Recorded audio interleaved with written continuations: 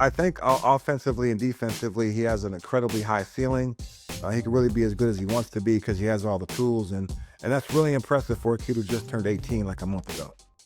You are the father of two future Duke players, Cameron and Caden. How much has the pressure, obstacles, and even the rewards changed since you were a highly sought after high schooler?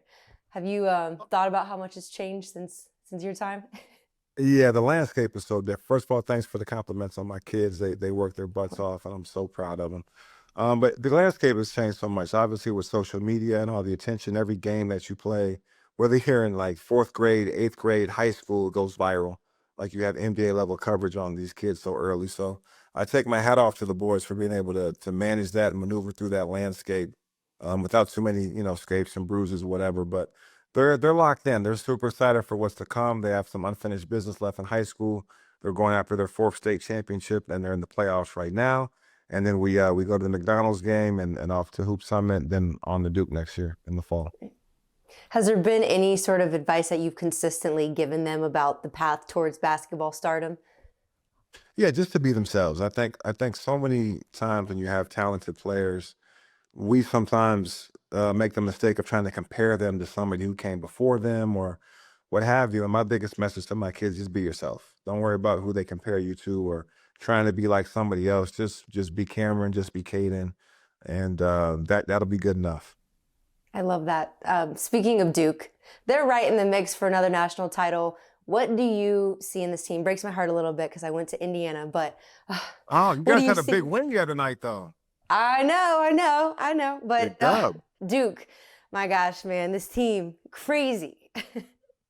Yeah, I think the first thing that I think of when I think about Duke is just their defense. I think one thing that Cooper Flagg and the rest of those team, Malawatch, Proctor, the veterans that we brought in like Cyan James, like these guys play great defense together, great team defense. They do a good job in the passing lanes. They disrupt things at the basket. They make you take tough contested twos. And that's just on the defensive side of the ball. Offensively, if they're making threes like Con Knipple's out there like, shooting threes wide open, or Proctor or Cooper Flash doing a good job of getting double teamed and kicking out to the shooters. If they make shots, they usually win by a pretty good margin, but their defense gives them a chance to win every single game. Right. When you watch Cooper Flagg play and see him just dominate in every way from points, rebounds, blocks, is there an NBA player that you would compare him to? See, here we go. Here we go with the comparisons. It's like innate. We just have to do it. We can't stop ourselves Right. from doing it. I would say for me, and again, this is totally unfair to the player on Mhm. both sides, the people that came before and the person that we're comparing him to. But for me, defensively, he reminds me of Andre Karolinko. I don't know if you remember AK-47, but I was fortunate enough to play with him in Utah, and he was everywhere, man. He would get in the passing lanes, he would block shots, he'd have like 25 deflections every game. He was just disruptive on the defensive end. That's what Cooper does for this Duke team. He's very disruptive on the defensive end. He breaks up a lot of plays and gets the ball back in the Blue Devils' hands. And then offensively, I don't know. Like I think he's coming. He's a mix of a bunch of different guys. His offensive game, it started off kind of slow, and then it just ramped up, and it went crazy when he broke the record at in the ACC for the most points by a freshman. So I think offensively and defensively, he has an incredibly high ceiling. He can really be as good as he wants to be because he has all the tools, and that's really impressive for a kid who just turned 18 like a month ago. Mhm. As a former national champion, is there any feeling similar to what it's like prepping for March Madness, the crazy run you have to go on? Because as fans, we only see, one side of the coin. But for you guys, I mean, what's that feeling like prepping for this run you got to go on? I mean, I was really fortunate to play with Coach K and play with some great players alongside me at Duke. And I think one of the things that he implemented in our everyday was championship level. And what I mean by that is like, are you practicing at a championship level? Are you preparing at a championship level? And the reason why he did that was so that way when it got to March Madness, it was second nature to us. Like we wake up every day with the same mentality, we practice with the same intensity, we approach every game with the same preparation. So that way it's not new for us. Like, oh my God, we're in it. No, this is how we've been doing it all year. So it seemed seamless for our team when we got to March Madness. And I think that's the same thing that John Shire is trying to implement in these guys at Duke is what he also went through under Coach K as a player, winning a championship, and then obviously learning from him as an assistant coach before he took the helm, is to prepare these guys for what lies ahead. And I think these guys are ready for it. Right. You had all types of success during your basketball career, and going off what you just mentioned, your best recollection of March Madness, what's the first thing that comes to your mind when you think of this time of year?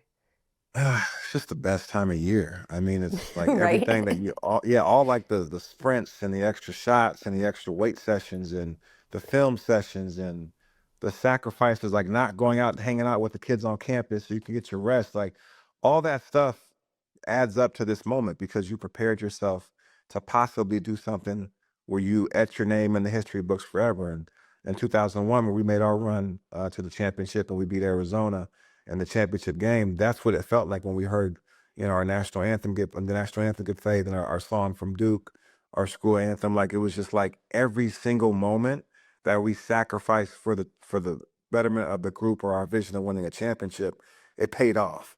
And I think that's what I think about when I think about March Madness. Like all these kids are going for the same goal.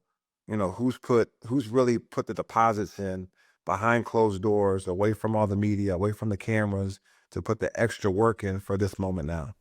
Yeah. Briefly skip into the NBA here for a little bit. You were a teammate of LeBron James with the Cavs for a season. Are you amazed at the level he's still competing at?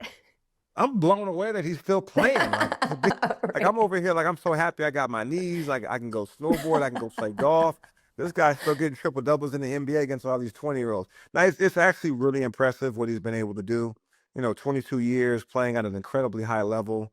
I think it's got to be like his 21st or 20, whatever it is, All-Star game appearance. He's coming up this weekend. Like, very impressed what LeBron's been able to put together. On top of being an amazing dad and having his son alongside him with the Lakers, that's an incredible feat in itself as well.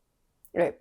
And I don't want to put any words in your mouth, but I'm sure commitment and consistency is probably going to be your answer to this too with LeBron. But I was going to ask if, there's an example of hard work or leadership he showed you guys or the team that sticks with you even to this day, but probably consistency, I'm guessing. Yeah, he showed up every day. And I think one of the Yeah. best things you could do when you have goals is to show up for yourself. And I think that's something that Bron did. That's something that all the greats, Kobe, Dirk, Tim Duncan, KG, like you think about some of the best to do it. KD just got 30,000. Like these guys showed up every day and they put the work in. Whether it's easy to show up when you feel like playing basketball, right? The days that are tough are when you had something happen at home or you got in an argument with your wife or something crazy happened outside the lines, but you still show up for yourself.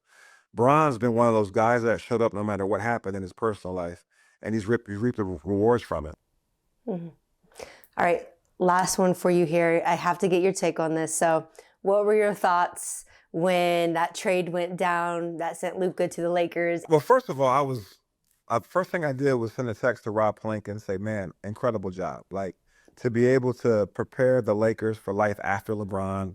Obviously, they're moving on from Anthony Davis, but to get Luka, who's 25, carried Mhm. his team to the NBA Finals last year, only to lose to the Celtics. Like, what a great way to build that team up for the future around Luka Doncic as LeBron is maybe playing his last couple seasons with the Lakers, but to have that guy to build around, and he's probably one of the top 2 or 3 players on the planet.